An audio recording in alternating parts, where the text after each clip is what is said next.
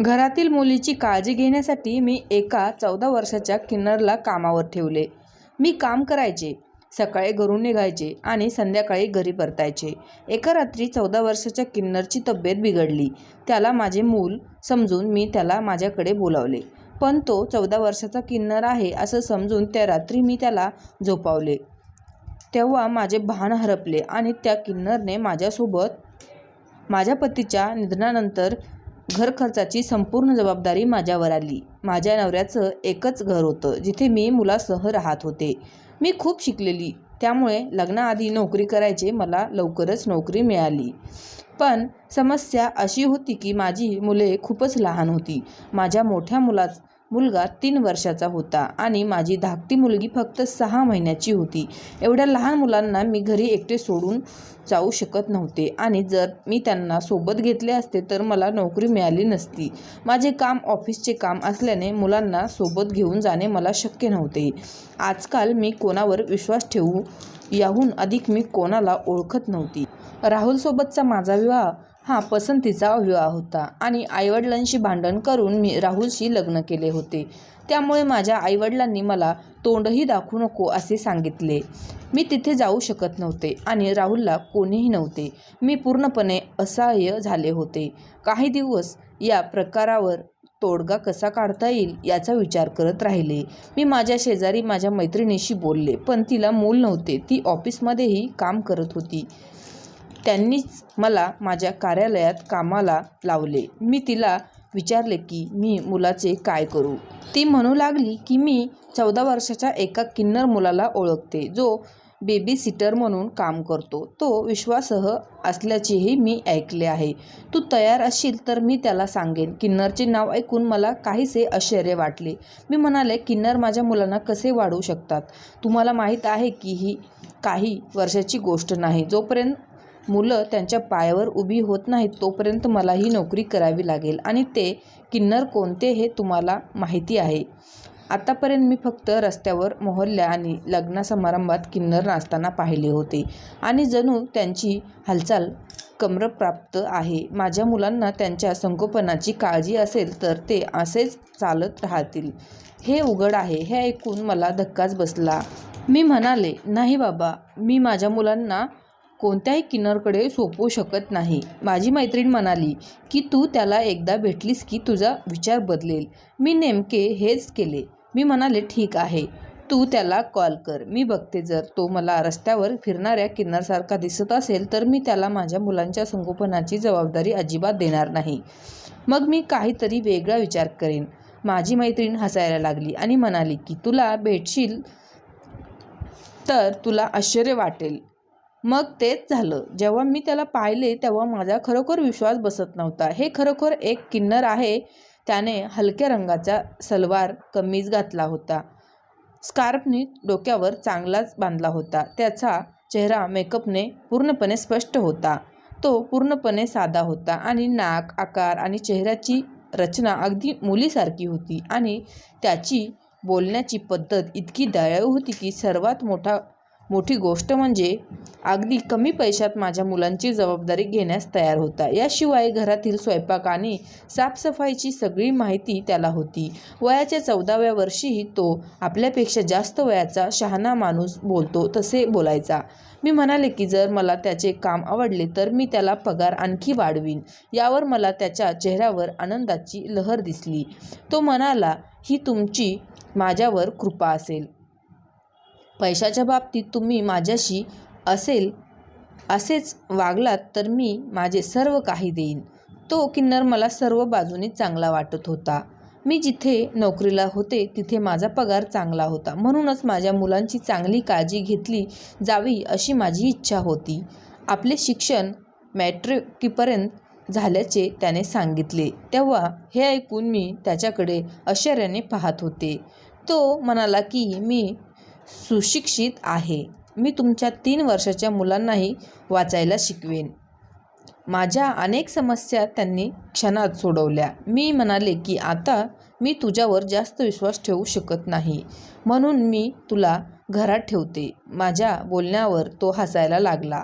तुमच्या इच्छेप्रमाणे होईल. तो म्हणाला. घरासाठी लागणारे सर्व सामान मी घरी ठेवले होते, त्यामुळे घराला कुलूप लावून बाहेर पडायचे. मी एका फ्लॅटमध्ये राहत होते, त्यामुळे दार सोडून घराबाहेर पडणे माझ्यासाठी जवळजवळ अशक्य होते. ऑफिसमध्ये पहिल्या दिवशी दिवसभर घराचा विचार करण्यात गुंग होते. घरी पोहोचल्यावर घराचा नकाशा पाहिल्यावर मला घरची स्तुती केल्याशिवाय राहवत नव्हते. माझे घर काचेसारखे स्वच्छ होते. मुलांनी स्वच्छ कपडे घातले होते. स्वयंपाकघरात अन्न तयार होते. स्वयंपाकघरही चकमकत होते. जणू काही या किन्नरच्या हातात जादू आहे. मी मनापासून ते अन्न खाल्ले. मुलांचे मनोरंजन करण्याचे अनेक मार्ग त्याला माहीत होते.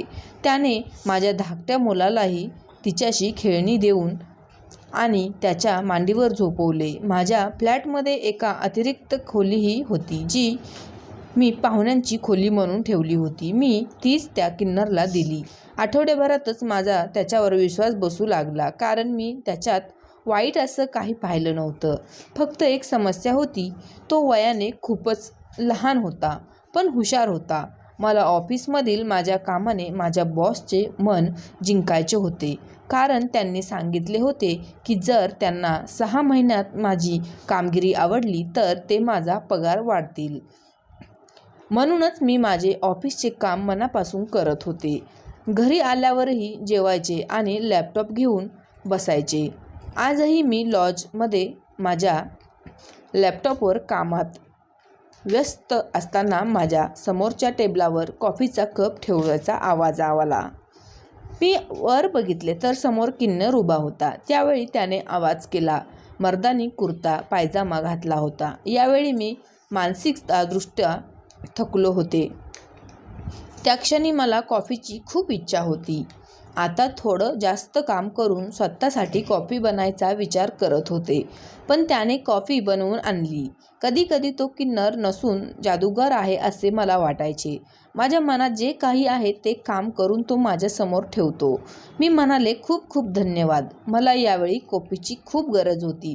माझे बोलणे ऐकून तो हसायला लागला आणि जमिनीवर बसला. तो म्हणाला, मेंदू काम करत असताना कॉफीची गरज भासते हे मला माहीत आहे. मी म्हणाले, तू स्वतःसाठी बनवली नाही?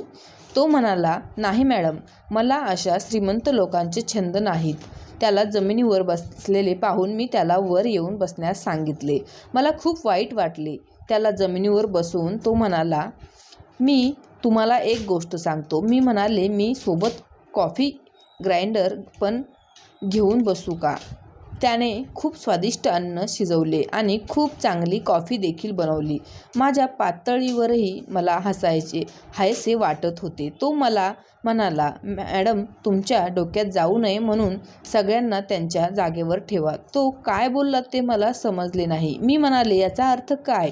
तो म्हणू लागला की सेवकाला सेवकाच्या मर्यादित राहू द्या आणि मला माझी स्थिती चांगलीच माहीत आहे. अशा गोष्टींनी त्यांनी माझ्या हृदयात स्वतःसाठी एक खास जागा निर्माण केली होती. एकदा असे काही घडले की मी कल्पनाही करू शकत नाही. आज माझा बॉस आनंदी होता आणि मला लवकर सोडले.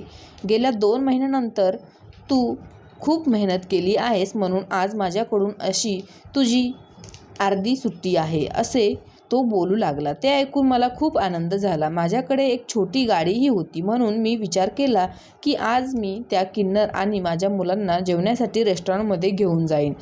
त्याच्यासोबत वेळ घालून खूप दिवस झाले होते. मी माझ्या ऑफिसमध्ये व्यस्त असताना मुलांकडे पूर्णपणे दुर्लक्ष केले होते, पण घरी गेल्यावर मला धक्का बसेल हे मला फारसे माहीत नव्हते. मी घरी पोहोचताच मी दार वाजवले, पण दार उघडले नाही. मी बाहेर 5 मिनिटे, 10 मिनिटे आणि 15 मिनिटे उभी राहिले आणि पुन्हा पुन्हा ओरडत होते, परंतु कोणीही दार उघडण्यासाठी आले नाही. हे प्रथमच घडले, किंवा अन्यथा किन्नर माझ्या एका बोलण्याने दार उघडत असे. आता माझे आयुष्य चिंताग्रस्त झाले होते. मला माझा निर्णय खूप चुकीचा वाटला की मी त्याच्या सांगण्यावरून लॉक करणे थांबवले आहे. मी लॉक्स जायला हवे होते. मी त्याला मुक्त सूट का दिली? एकामागून एक वाईट विचाराची लाट माझ्या हृदयात येऊ लागली. माझे हृदय वाईट रीतीने चिंताग्रस्त होते. मी आता दरवाजावर जोरजोरात मारण्यास सुरुवात केली. मी म्हणाले की दार उघड, पण दरवाजा उघडला नाही. जसजशी वेळ जात होती तसतसे मी माझे आयुष्य गमावू लागले असते. जेव्हा मी समोरच्या फ्लॅटचा दरवाजा ठोकवला तेव्हा माझ्या शेजारणीने दार उघडले. मी तिला त्या किन्नरबद्दल विचारले. ती म्हणू लागली, मी त्याला 1 तासापूर्वी मुलांना बाहेर काढताना पाहिले. हे ऐकून मी माझा जीव गमावला. मी म्हणाले की तुला माहीत आहे की त्याने मुलांना कुठे नेले? आणि माझ्या डोळ्यातून अश्रू वाहू लागले. ती म्हणाली, मला काय माहीत आहे ते सांगू लागली.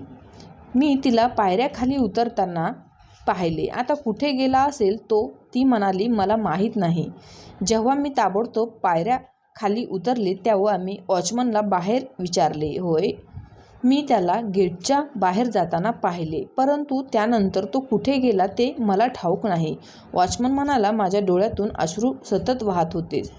माझे संपूर्ण जग माझी मुले होती आणि ते इतके लहान होते की ते घरीही येऊ शकले नसते.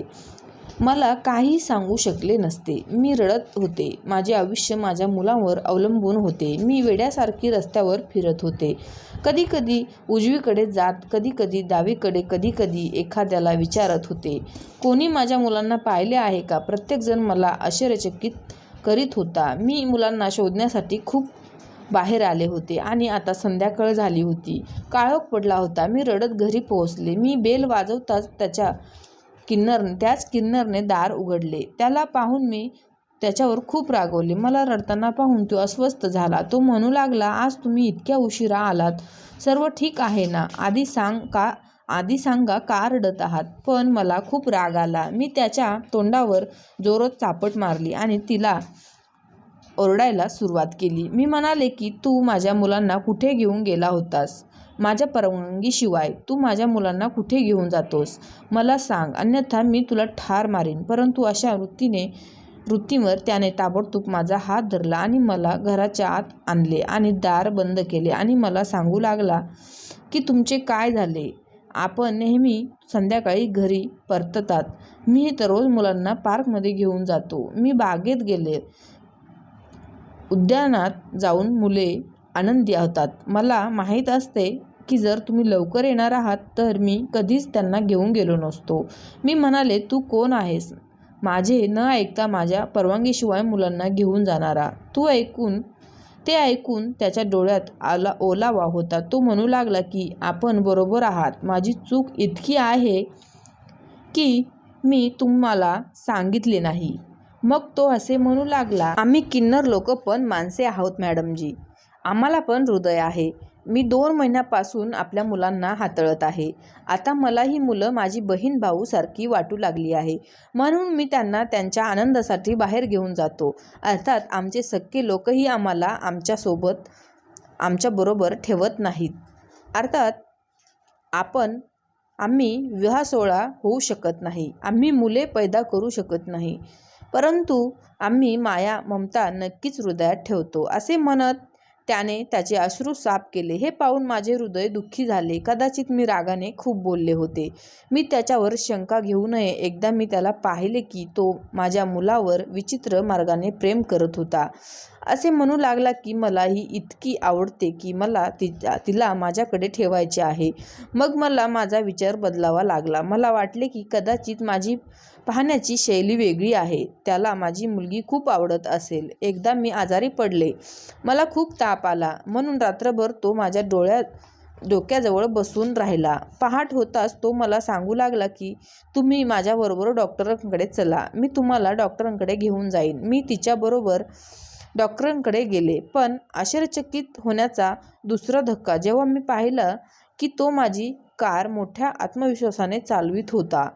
त्याने मला रुग्णालयात नेले. मी डॉक्टरांकडे चेकअप करण्यासाठी गेले.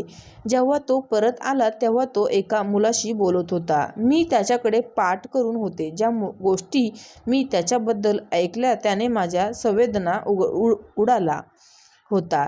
मी तिथून मागे वळले. विचार करू लागले की हे सर्व काय आहे? माझे मन पूर्णपणे सुन्न झाले होते.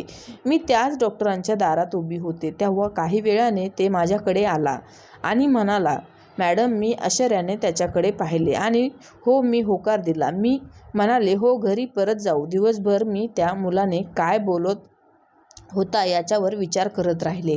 मला व्हायरल ताप होता. मग माझ्यानंतर त्या किन्नरलाही ताप आला. मी त्याला म्हणाले की माझ्या आजारपणात तू माझी खूप सेवा केली आहेस. तू असे कर आणि माझ्यासोबत झोप. तुझी तब्येत बिघडली तर मी तुला डॉक्टरांकडे घेऊन जाईन. त्याने माझी विनंती मान्य केली आणि माझ्या पलंगाच्या एका कोपऱ्यात झोपला. पण मध्यरात्री होताच तो माझ्या पलंगावरून उठला आणि मग त्याने माझ्या मुलाला उचलले आणि बाहेर गेला. त्या दिवशी तो दवाखान्यातील एका मुलाला सांगत होता की तुझे काम 2 दिवसांनी करेन. मुलगी खूप सुंदर आहे. मी त्या मुलीला घेऊन येईन. तुम्ही ती मुलगी कोणत्याही निपुत्रिक जोडप्याला विकू शकता. तुला त्या मुलीची किंमत लाखात मिळेल, पण मी तुझ्याकडून फक्त 2 लाख घेईन. इतक्या लहान वयात हा मुलगा इतका हुशार निघेल हे मला माहीत नव्हते. त्याच्या हेतूबद्दल मी पोलिसांना आधीच सावध केले होते. माझ्या फ्लॅटच्या दरवाजातून बाहेर येताच समोर पोलिसांना पाहून धक्काच बसला. पोलिसांनी त्याला अटक केली होती आणि मी नुकतेच माझ्या खोलीतून बाहेर आले होते. मला पाहून तो अस्वस्थ झाला. मी म्हणाले, तुला लाज वाटत नाही? तू माझ्या भावनांशी खेळत राहिलास. माझ्या मुलांना तू स्वतःचे समजतोस असे सांगत राहिलास. इन्स्पेक्टरने त्याला अटक केली आणि मी माझी मुलगी परत मिळवली. मग मी एका वृद्ध स्त्रीला, जी विधवा आणि निराधार होती, माझ्या मुलांकडे घेऊन आली. मी तिला वृद्धाश्रमातून आणले होते आणि आता ती माझ्या मुलांचे संगोपन करत होती. शेवटी जे दिसतं ते नाही. तो मुलगा अजिबात किन्नर नव्हता.